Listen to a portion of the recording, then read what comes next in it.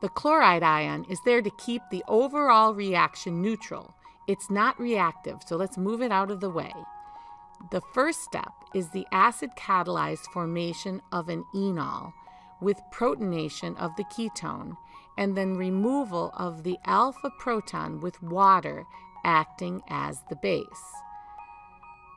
This is the resonance to show the enol. The pi bond of the enol then attacks the chlorine molecule, adding a chlorine atom at the alpha position. The final step is deprotonation of the ketone.